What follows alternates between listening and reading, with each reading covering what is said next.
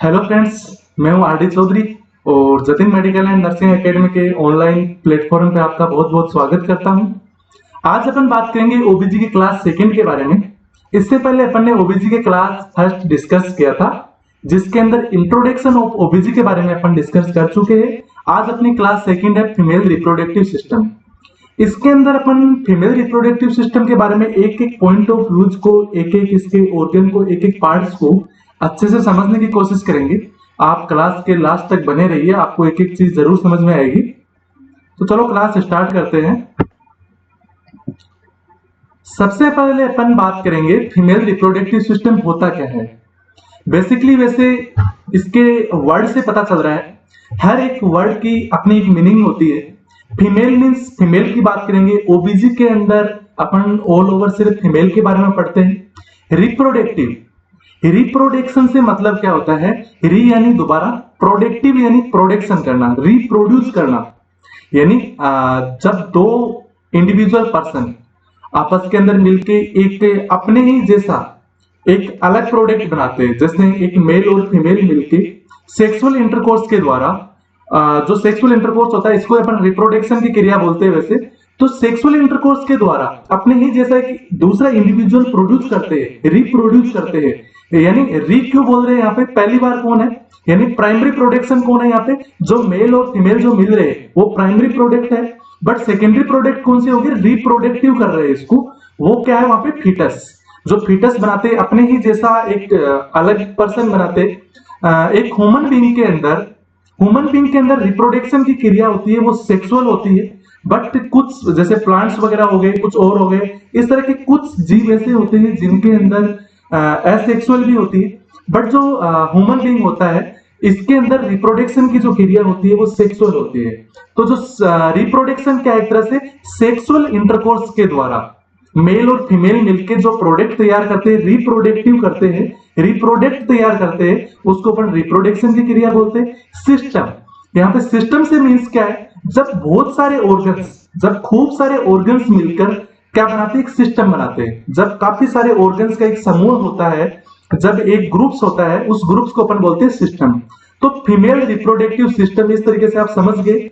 अब इसकी अपन डेफिनेशन की बात करें तो organ which are concerned with copulation, fertilisation, growth and development of foetus and its subsequent exit to outer world called female reproductive organ. यहां से इसकी डेफिनेशन को अपने तरीके से यहां समझने की कोशिश करेंगे कि फीमेल रिप्रोडक्टिव सिस्टम एक ऐसा सिस्टम होता है जिसके अंदर कुछ ऑर्गन्स मिलकर कोपुलेशन की क्रिया करते हैं। कोपुलेशन क्या होता है, जब दो इंडिविजुअल आपस में सेक्सुअल इंटरकोर्स करते हैं तो उस क्रिया को अपन कोपुलेशन बोलते हैं। जहां पे फर्टिलाइजेशन होता है, ग्रोथ एंड डेवलपमेंट होता है फीटस का, कहां पे, यूट्रस के अंदर। यूट्रस में एक फीटस का ग्रोथ एंड डेवलपमेंट होता है, वो भी रिप्रोडक्टिव सिस्टम में ही होता है। और इसके साथ ही साथ जब वो फीटस है वो यूट्रस में डेवलप होके वहां से उसकी ग्रोथ होने के बाद एक फिक्स टाइम पीरियड के बाद वो जब आउटर वर्ल्ड के अंदर बाहरी दुनिया में आता है, उस प्रोसेस को भी अपन फीमेल रिप्रोडक्टिव सिस्टम के अंदर पढ़ते हैं। तो जो इस तरह के जो सिस्टम्स होते हैं, खूब सारे ऑर्गन्स मिलकर ऐसा एक सिस्टम तैयार करते हैं, इसको अपन फीमेल रिप्रोडक्टिव सिस्टम बोलते हैं।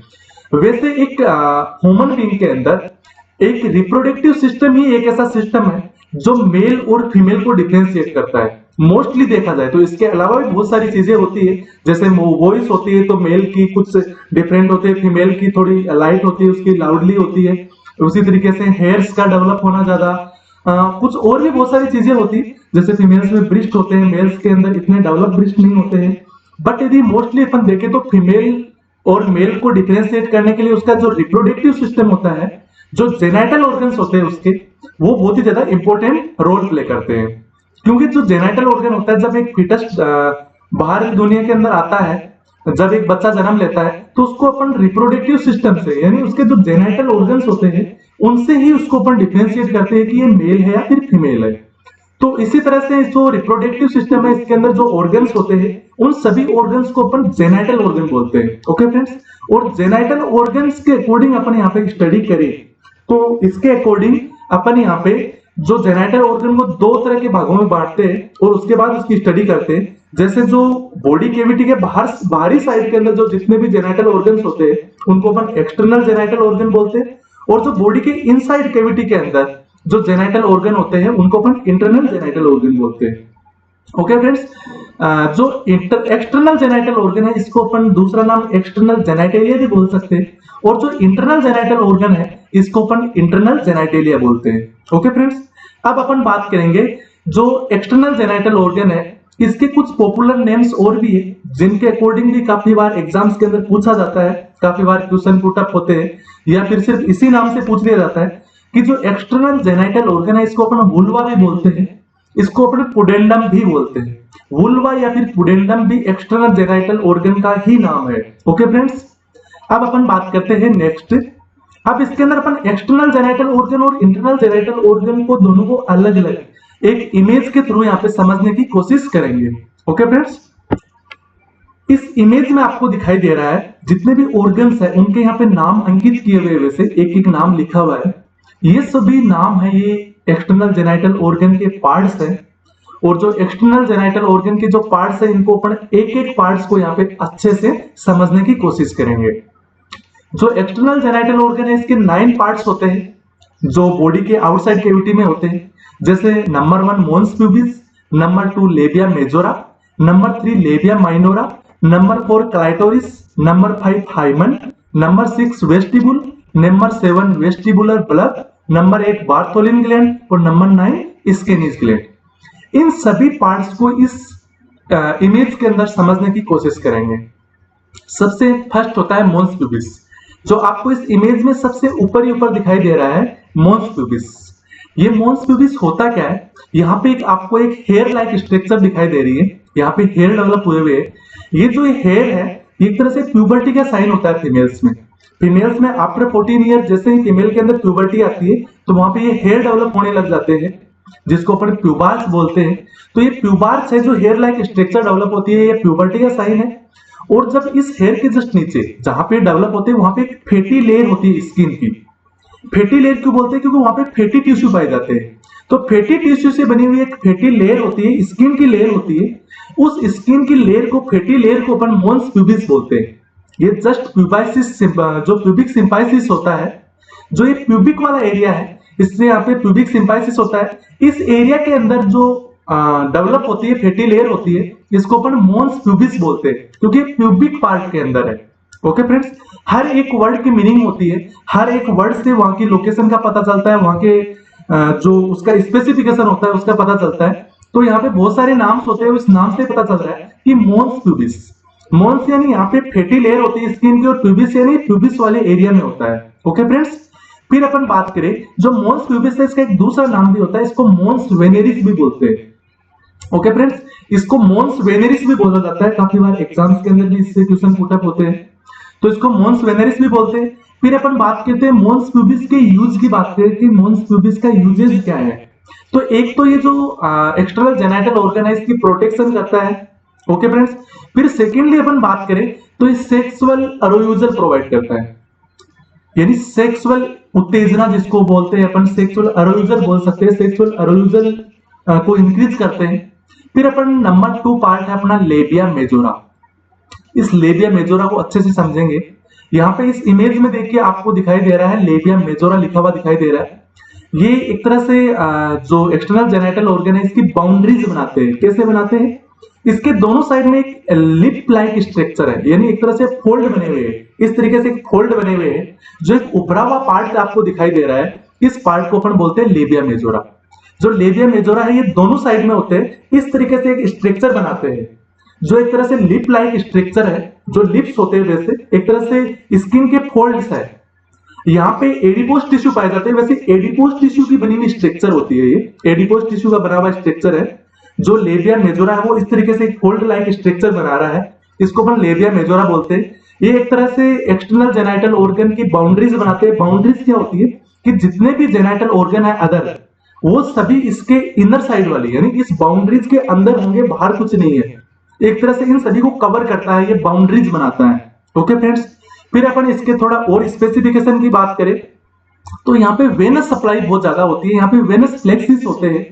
यदि सेक्सुअल इंटरकोर्स के दौरान, चाइल्ड बर्थ के दौरान या फिर किसी भी प्रकार से यहाँ पर किसी भी प्रकार की कोई इंजरी हो जाती है तो यहाँ पे हेमेटोमा के डेवलप होने के चांसेस बहुत ज्यादा होते हैं, क्योंकि यहाँ पे ब्लड सप्लाई बहुत ज्यादा होती है, वेनस प्लेक्सिस होते हैं, वेनस एंड होते हैं, जिस कारण से यहाँ ब्लड बहुत ज्यादा होता है, रिचली ब्लड सप्लाई होती है। यदि यहाँ पे कोई चोट लगेगी, कुछ इंजरी होगी, तो वहां पे ब्लड का क्लोटिंग हो जाएगा, जिसको अपन हेमेटोमा बोलेंगे, यानी हेमेटोमा प्रोड्यूस हो जाएगा।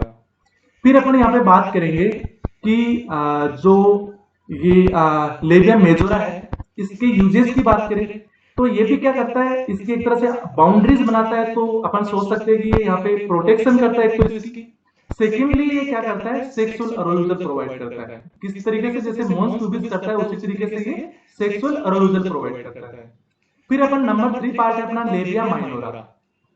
ओके फ्रेंड्स, अब अपन समझेंगे लेबिया माइनोरा क्या होता है। तो लेबिया माइनोरा इसी की तरह एक फोल्ड लाइक स्ट्रक्चर होती है, बट ये लेबिया मेजोरा के इनर साइड में होती है, जिसको अपन बोल सकते हैं कि बिटवीन लेबिया मेजोरा ये स्ट्रक्चर होती है।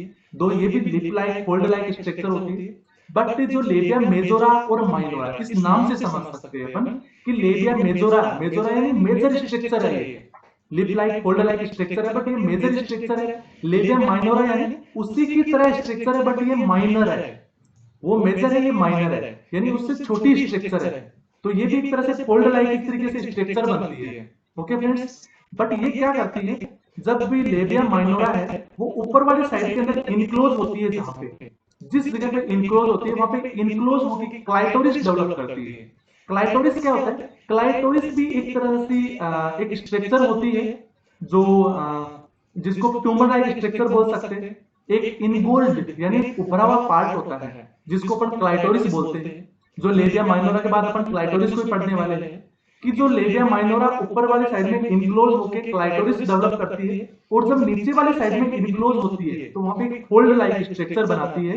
उस फोल्ड लाइक स्ट्रक्चर को अपन बोलते हैं, इस इमेज में लिखा हुआ नहीं है वैसे, पर उसको बोलते हैं फुरकेट, FOURCHTT, उसको अपन फुरचेट बोलते हैं। ओके फ्रेंड्स, जो नीचे वाले साइड में स्ट्रक्चर बनती है, बट इसके अंदर एक्सटर्नल जेनाइटल ऑर्गन के अंदर क्लाइटोरिस का बहुत ही इंपॉर्टेंट रोल होता है, बट फुरकेट का इतना इंपॉर्टेंट रोल नहीं होता है। बट जो क्लाइटोरिस है वो बहुत ही ज्यादा इंपॉर्टेंट होता है।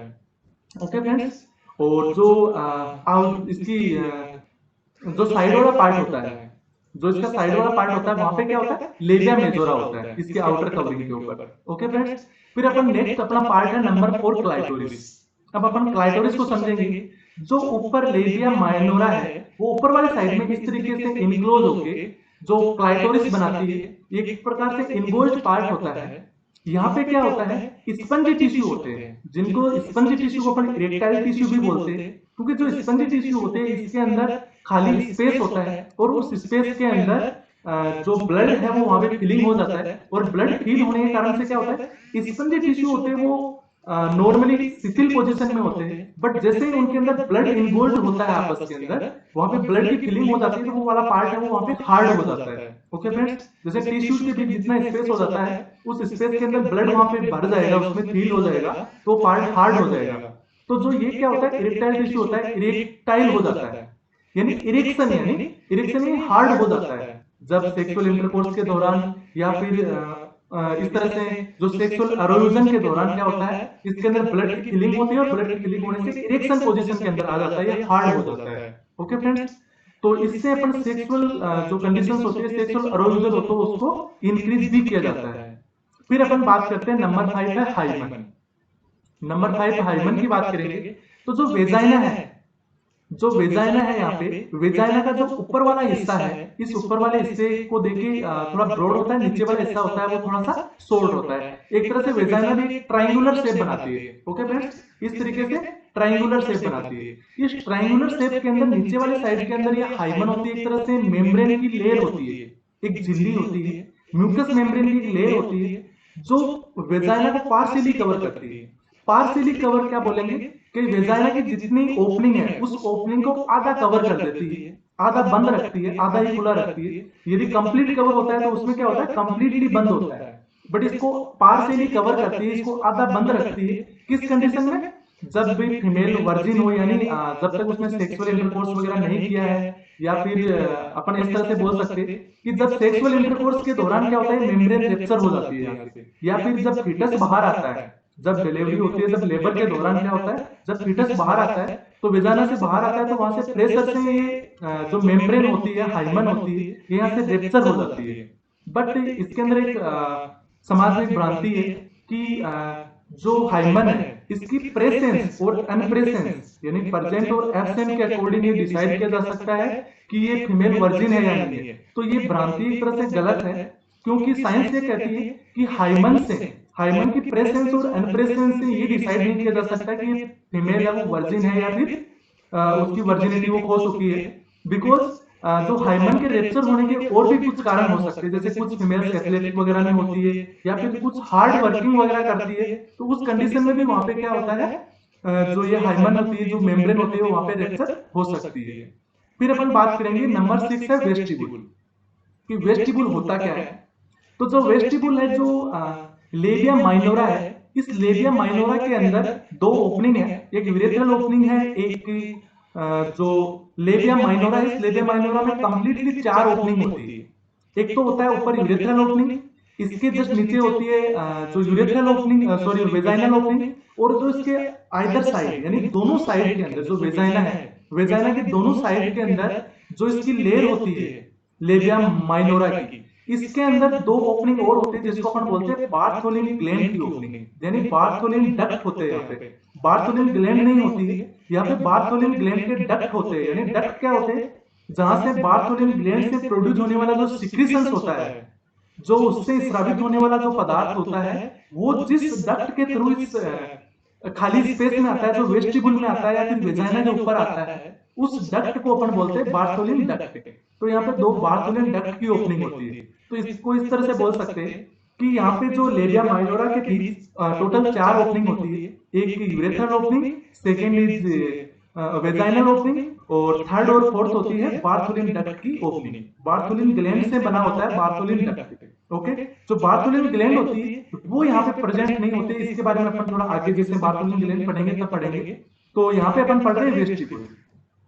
तो जो इन चारों ओपनिंग के अलावा जो जितना भी खाली स्पेस है किसके बीच, जो लेबिया माइनोरा के बीच में जो जितना स्पेस है, उस स्पेस को अपन बोलते हैं वेस्टिबुल। जो इस इमेज में भी आपको दिखाई दे रहा होगा कि वेस्टिबुल क्या होता है। तो जो खाली स्पेस है इसको बोलते हैं अपन वेस्टिबुल। ओके फ्रेंड्स, फिर अपन बात करते हैं इसके बाद वेस्टिबुलर ब्लब। नेक्स्ट अपने स्ट्रक्चर है वेस्टिबुलर ब्लब। इसके अंदर लिखा हुआ नहीं है वैसे, पर वेस्टिबुलर ब्लब क्या होता है, जो लेबिया माइनोरा है इसकी जो आइदर साइड की, दोनों साइड की जो मेम्ब्रेन होती है, म्यूकस मेम्ब्रेन होती है, इसके अंदर एक उभरा हुआ पार्ट होता है, जो एक तरह से स्पंजी टिश्यू का बोल सकते हैं, या फिर जैसे इसको इस तरह से बोल सकते हैं कि इरेक्टाइल पार्ट होता है एक तरह से यहाँ पे, जिसको अपन वेस्टिबुलर ब्लब बोलते हैं। ये क्या होता है, सेक्सुअल इंटरकोर्स के दौरान इन्वॉल्व हो जाता है। ओके फ्रेंड्स, जब सेक्सुअल इंटरकोर्स होता है तो उस दौरान इसके अंदर जब पेनिस का प्रेशर पड़ता है इसके ऊपर, तो पेनिस के प्रेशर से क्या होता है, ये इन्वॉल्व हो जाता है, इसमें ब्लड की फिलिंग हो जाती है वेस्टिबुलर ब्लब के अंदर। और जब इन्वॉल्व होता है तो उस कंडीशन में क्या करता है, ये वेजाइनल ओपनिंग को नेरो कर देता है। जब वेजाइनल ओपनिंग नेरो हो जाएगी तो वहां पे पेनिस का जो प्रेशर है वो भी वहां पे इंक्रीज हो जाएगा। जो पेनिस के ऊपर प्रेशर ज्यादा पड़ेगा जिससे वहां पे सेक्सुअल प्लेजर प्लेजर फील होता है। ओके फ्रेंड्स, यानी वहां पे सेक्सुअल प्लेजर फील होता है, वहां पे आनंददायी ज्यादा महसूस होता है। ओके फ्रेंड्स, फिर अपन बात करेंगे वेस्टिबुलर ब्लब के बाद बार्थोलिन ग्लैंड की। जो बार्थोलिन ग्लैंड क्या होती है, वो जो लेबिया माइनोरा है इससे इनर साइड वाली साइड में आगे जो टिश्यू की जो लेयर होती है उसमें होता है। बट जो इसके आइदर साइड में, दोनों साइड में जो यूरेथ्रल ओपनिंग है, इस यूरेथ्रल ओपनिंग के दोनों साइड में तो होती है स्केनिस ग्लैंड की ओपनिंग, और जो वेजाइनल ओपनिंग है नीचे वाली साइड में, इसमें देखो दो ओपनिंग है, बड़ी ओपनिंग दो है, जिसमें ऊपर वाली ओपनिंग यूरेथ्रल ओपनिंग है और नीचे वाली ओपनिंग है वेजाइनल ओपनिंग। बट जो वेजाइनल ओपनिंग है इसके दोनों साइड में दो बार्थोलिन डक्ट की ओपनिंग होती है, और जो ऊपर वाली साइड में यूरेथ्रल ओपनिंग है इसके दोनों साइड में, आइदर साइड में म्यूकस मेम्ब्रेन की जो लेयर है उस लेयर के अंदर स्केनिस ग्लैंड की ओपनिंग होती है। ओके फ्रेंड्स, और जो बार्थोलिन ग्लैंड है, जो बार्थोलिन ग्लैंड है वो थोड़ी बड़ी होती है, और जो स्केनी ग्लैंड है वो थोड़ी छोटी होती है। ओके फ्रेंड्स, फिर अपन बात करते हैं इसकी जो बार्थोलिन ग्लैंड है। तो जो बार्थोलिन ग्लैंड है इसको एक बार्थोलिन नाम का जो वैज्ञानिक था उसने डेवलप किया था फ्रेंड्स। एक सेकेंड, जो बार्थोलिन ग्लैंड है इसको एक वैज्ञानिक था उसने डेवलप किया था जिसका नाम था बार्थोलिन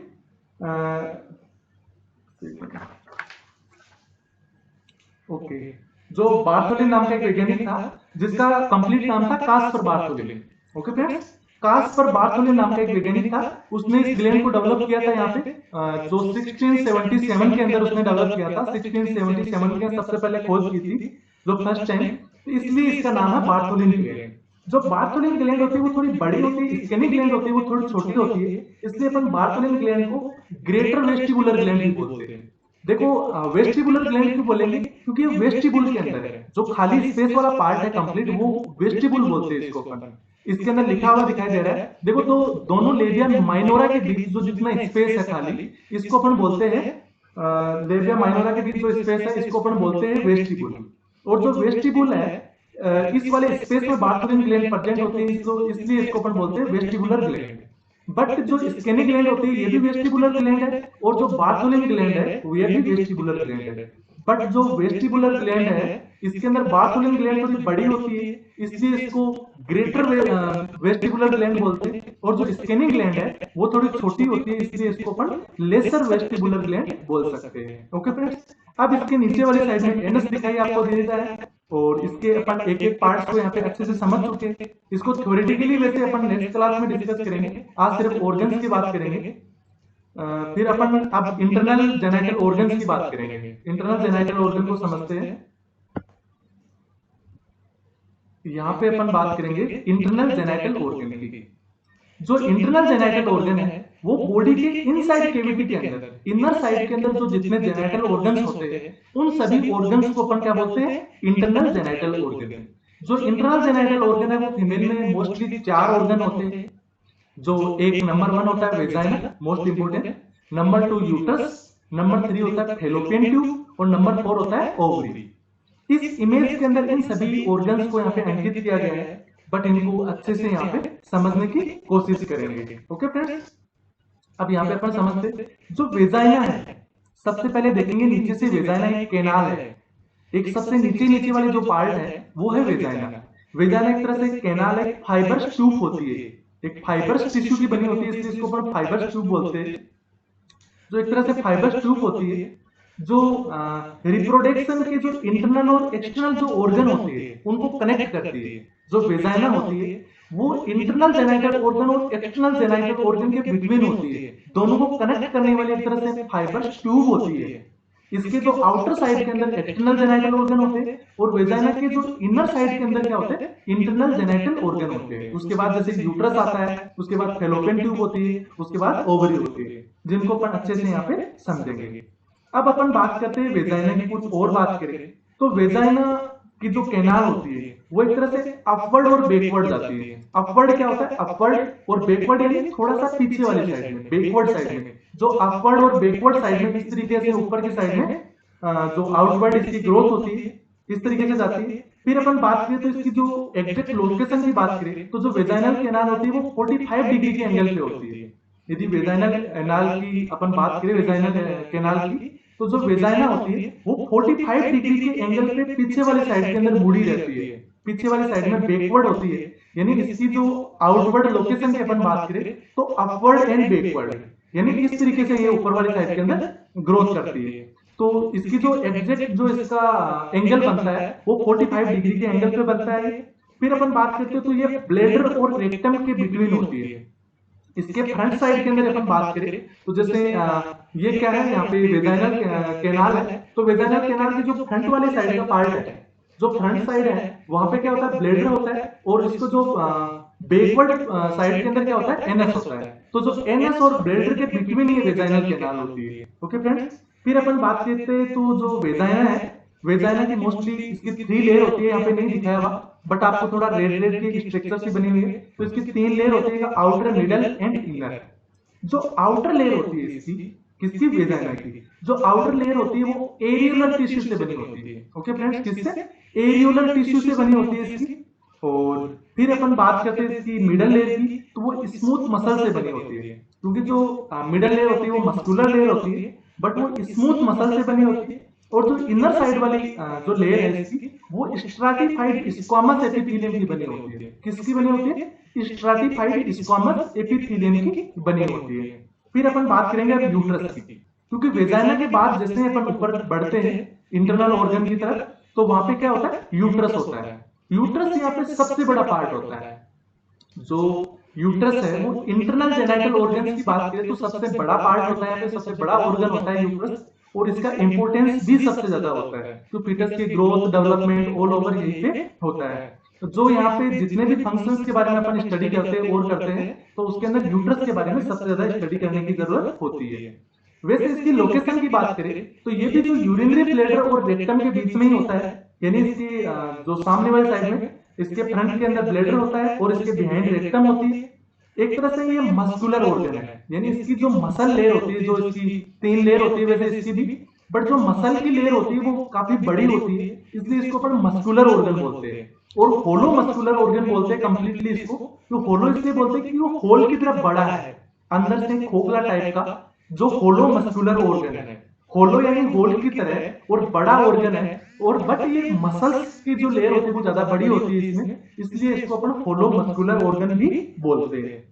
यदि इसकी अपन लोकेशन की बात करें तो वैसे ये एंटी वर्जन और एंटी फ्लेक्शन पोजीशन में होता है। इसकी एग्जैक्ट पोजीशन देखे पेल्विक कैविटी के अंदर तो एंटी वर्जन और एंटी फ्लेक्शन होती है। एंटी वर्जन यानी लीन फॉरवर्ड, यानी लीन फॉरवर्ड होता है, और एंटी फ्लेक्शन यानी बेंड फॉरवर्ड, बेंड होती है वो भी फॉरवर्ड होती है। ओके फ्रेंड्स, जो एंटी वर्जन यानी जो लीन फॉरवर्ड और एंटी फ्लेक्शन यानी बेंड फॉरवर्ड, तो इस प्रकार की इसकी पोजीशन होती है। फिर अपन बात करते हैं इसके जो यूट्रस के पार्ट्स की बात करें तो इसके अंदर आपको दिखाई दे रहा है, वैसे ऊपर वाले पार्ट्स को दिखाया हुआ है, नीचे वाले पार्ट्स को नहीं दिखाया हुआ कंप्लीटली, बट जो यूट्रस होते हैं इसके मोस्टली 4 पार्ट होते हैं।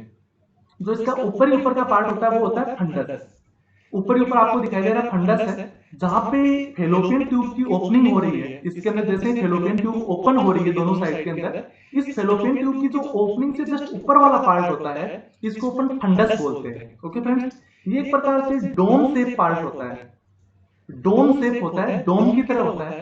बट जो इसकी जो फेलोपियन ट्यूब की दोनों तरफ से ओपनिंग होती है यूट्रस में, इस ओपनिंग से जस्ट ऊपर वाला जो पार्ट होता है, इसका एक क्राइटेरिया होता है ये, इस फेलोपियन ट्यूब के ऊपर वाली साइड का जो पार्ट होता है उसको अपन फंडस बोलते हैं, और जो इससे नीचे वाली साइड का एरिया होता है इसको अपन बोलते हैं बॉडी। यूट्रस का जो सेंट्रल पोर्शन होता है इसको अपन बॉडी बोलते हैं। जो सेंट्रल पोर्शन होता है एक तरह से ये एक प्रकार से ट्रायंगुलर पोर्शन होता है। कैसा होता है ये? ट्रायंगुलर। ट्रायंगुलर इसलिए होता है क्योंकि जो यूट्रस की शेप होती है वो इस तरीके से होती है। जो ऊपर वाला पार्ट होता है वो तो क्या होता है, जो फंडस होता है, दोनों साइड से इसके अंदर वो फेलोपियन ट्यूब की ओपनिंग हो जाती है, और ओपनिंग से जस्ट नीचे वाला पार्ट होता है वो सेंट्रल पोर्शन होता है, और उस सेंट्रल पोर्शन को अपन बॉडी बोलते हैं। और जब इसके जस्ट नीचे वाले साइड में चलते हैं तो वहां इस्थमस होता है, और इस्थमस से नीचे होता है सर्विक्स। जो सर्विक्स होता है वो वेजाइनल कैनाल से जुड़ा रहता है, यानी वेजाइनल कैनाल की जो ओपनिंग होती है वो सर्विक्स की ओपनिंग और वेजाइनल कैनाल की ओपनिंग दोनों कंबाइंड होती है।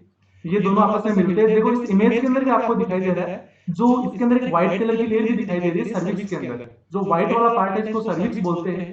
तो जो सर्विक्स है, इस सर्विक्स की ओपनिंग है वेजाइनल कैनाल के अंदर। ओके फ्रेंड्स, फिर अपन बात करते हैं जो ट्रायंगुलर शेप होती है, जो बीच वाला पार्ट है ये ट्रायंगुलर शेप होती है, जो यूट्रस की जो सेंट्रल बॉडी होती है इसको, और इस सेंट्रल बॉडी के बाद में आता है इस्थमस, यानी सर्विक्स से जस्ट ऊपर जो बॉडी वहां से नेरो होती है इसको अपन इस्थमस बोलते हैं। यानी ऊपर से जैसे ट्रायंगुलर शेप अपन ने क्यों बोला था इसको बॉडी को, जैसे ये ट्रायंगुलर शेप होती है बट जहां से नेरो होना स्टार्ट होती है ट्रायंगुलर बनाने के लिए, उस नेरो होना जहां से स्टार्ट होती है उस पार्ट को अपन इस्थमस बोलते हैं, और जहां कंप्लीटली नेरो हो चुकी होती है उसको अपन बोलते हैं सर्विक्स। सर्विक्स एक तरह से कैनाल ही होती है, जब एक कैनाल होती है और वो कैनाल की ओपनिंग होती है वेजाइनल कैनाल के अंदर। अब अपन सर्विक्स की बात करें तो जो सर्विक्स होता है वो इस्थमस के जस्ट नीचे, जस्ट इंफीरियर पार्ट के अंदर बिल्कुल नेरो ट्यूब होती है, एक तरह से ट्यूब लाइक स्ट्रक्चर होती है, ट्यूब की तरह नेरो हो जाती है। जैसे इस तरीके से ट्रायंगुलर शेप बनती है, और जैसे यहाँ से ट्रायंगुलर शेप बनती है तो इसके ऊपर वाले साइड में फंडस होता है, और फंडस से जैसे इस तरीके से ट्रायंगुलर शेप बनती है तो वो बॉडी होती है, और जहां से नेरो स्टार्ट होती है वो इस्थमस होता है, और उसके बाद ट्यूब लाइक स्ट्रक्चर बन जाती है नीचे, और उस ट्यूब लाइक स्ट्रक्चर को अपन बोलते हैं सर्विक्स। ओके फ्रेंड्स, यदि चाइल्ड बर्थ होती है, जब चाइल्ड बर्थ यानी जब बेबी बाहर आता है उस कंडीशन में क्या होता है, जो ये सर्विक्स वाला पार्ट है यहाँ से टॉर्न हो जाता है, यहाँ से फट जाता है, या फिर ये जो कैनाल है वो तो यहाँ से बड़ी हो जाती है। ओके फ्रेंड्स, जो ये सर्विक्स है ये एक प्रकार से सिक्रीशन भी प्रोवाइड करता है, यहाँ पे एक प्रकार से म्यूकस को सिक्रीट करता है, यानी यहाँ पे म्यूकस का सिक्रीशन करता है कौन सा, सर्विक्स, इसीलिए इसको म्यूकस का सिक्रीशन करता है, इसीलिए इसको सर्विक्स बोलते हैं, यानी सिक्रीशन और सर्विक्स। देखिए यहाँ पे सिक्रीशन करता है सर्विक्स। ओके फ्रेंड्स, जो डेली जैसे ओवुलेशन होता है या फिर जो सेक्सुअल इंटरकोर्स होता है, तो उसके दौरान वहां पे उसको फेवरेबल बनाता है, यानी जो सर्विक्स से जो म्यूकस सिक्रेट होता है उसका ओवुलेशन के अंदर बहुत इंपॉर्टेंट रोल होता है, यानी ओवुलेशन को फेवरेबल बनाता है, यानी उसको और अच्छे से ओवुलेट होने के लिए वहां पे एक स्पेस प्रोवाइड करता है, एक सिक्रीशन प्रोवाइड करता है वहां पे। फिर अपन बात करते हैं यूट्रस की लेयर की बात करते हैं, इसमें दिखाया हुआ है, देखो एंडोमेट्रियम है, मायोमेट्रियम है, इसमें 2 लेयर यहाँ पे दिखाई गई है, बट इसकी 3 लेयर होती है, जो एक तो होती है पेरीमेट्रियम, सेकंड होती है मायोमेट्रियम और थर्ड होती है एंडोमेट्रियम। जो इसके आउटर साइड वाली, जो बाहर वाली लेयर होती है उसको अपन पेरीमेट्रियम बोलते हैं, इसके बीच वाली जो लेयर होती है, जो सबसे बड़ी लेयर दिखाई दे रही है, वो यहाँ पे मसल्स लाइक स्ट्रक्चर होती है, इसको अपन मायोमेट्रियम बोलते हैं। और जो इसकी इनर साइड वाली जो लेयर होती है, जहाँ पे फीटस का इम्प्लांटेशन होता है, जहाँ पे फीटस की ग्रोथ होती है, डेवलपमेंट होती है, और जो मेंस्ट्रुएशन के दौरान वो वाली लेयर जो हर बार शेड आउट हो जाती है, शेड ऑफ होती है, उस लेयर को अपन बोलते हैं एंडोमेट्रियम। इसके अंदर रिप्रोडक्शन के अंदर एंडोमेट्रियम का बहुत ही ज्यादा इंपॉर्टेंट रोल होता है। ओके फ्रेंड्स, एंडोमेट्रियम के बारे में जैसे ही अपन ओबीजी में आगे बढ़ते हुए चलेंगे, एंडोमेट्रियम को भी बहुत अच्छे से पढ़ेंगे, यूट्रस का भी बहुत ही ज्यादा इंपॉर्टेंट रोल होता है। बट आज अपन सिर्फ सुपरफिशियली पढ़ रहे हैं, यहाँ पे इसके सिर्फ पार्ट्स को अपन देख रहे हैं, तो इस तरीके से यूट्रस को अपन पढ़ चुके हैं। अब अपन बात करेंगे फेलोपियन ट्यूब की। यदि फेलोपियन ट्यूब की बात करें तो फेलोपियन ट्यूब एक प्रकार से इसका दूसरा नाम है ओविडक्ट। डक्ट क्यों बोला गया है, ओवरी का डक्ट है। डक्ट होता क्या है, जब कोई ग्लैंड, ओवरी क्या है, एक तरह से ग्लैंड है, जब कोई ग्लैंड अपना सिक्रीशन करती है और उस सिक्रीशन को आउटसाइड में जिस ओपनिंग से बाहर निकालती है उसको अपन डक्ट बोलते हैं। यानी जब कहीं पे भी सिक्रीशन का प्रोडक्शन होता है और उस सिक्रीशन को बाहर निकालने के लिए जिस ओपनिंग से बाहर छोड़ा जाता है उस ओपनिंग को अपन डक्ट बोलते हैं। तो जो फेलोपियन ट्यूब है, इस फेलोपियन ट्यूब के द्वारा जो ओवरी है वो अपने प्रोडक्ट को बाहर निकालती है, इसलिए इसको ओविडक्ट भी नाम दिया गया है। फेलोपियन ट्यूब का दूसरा नाम है ओविडक्ट। ठीक है फ्रेंड्स, जब यूट्रस के जो लेटरल साइड के अंदर जो ट्यूब स्टार्ट होती है, देखो यहाँ पे यूट्रस आपको दिखाई दे रहा है, इस यूट्रस के लेटरल साइड के अंदर लेटरल एंगल से स्टार्ट होती है और जो ओवरी तक जाती है, नीचे आपको दिखाई दे रहा है ओवरी लिखा हुआ दिखाई दे रहा है, इस ओवरी तक जो ट्यूब लाइक स्ट्रक्चर जा रही है दोनों साइड के अंदर, इसको अपन बोलते हैं फेलोपियन ट्यूब। ओके फ्रेंड्स, जो फेलोपियन ट्यूब है इसके भी इस इमेज में नहीं लिखा हुआ है, बट इसके 4 पार्ट्स होते हैं जिनको भी आगे अपन डिटेल से पढ़ेंगे। बट इन चारों पार्ट्स के नाम होते हैं, नंबर 1 होता है इंटरस्टिशियल, दूसरा होता है इस्थमस, थर्ड होता है एम्पुला और फोर्थ होता है इनफंडिबुलम। जैसे ही ये ट्यूब यहां से यूट्रस से स्टार्ट होती है, जैसे यूट्रस का जो फंडस है नीचे वाले पार्ट से इसकी ओपनिंग होती है, तो वहां से स्टार्ट होती है, इस वाले पार्ट को अपन बोलते हैं इंटरस्टिशियल। ओके फ्रेंड्स, फिर दूसरा पार्ट होता है इस्थमस और थर्ड पार्ट होता है एम्पुला।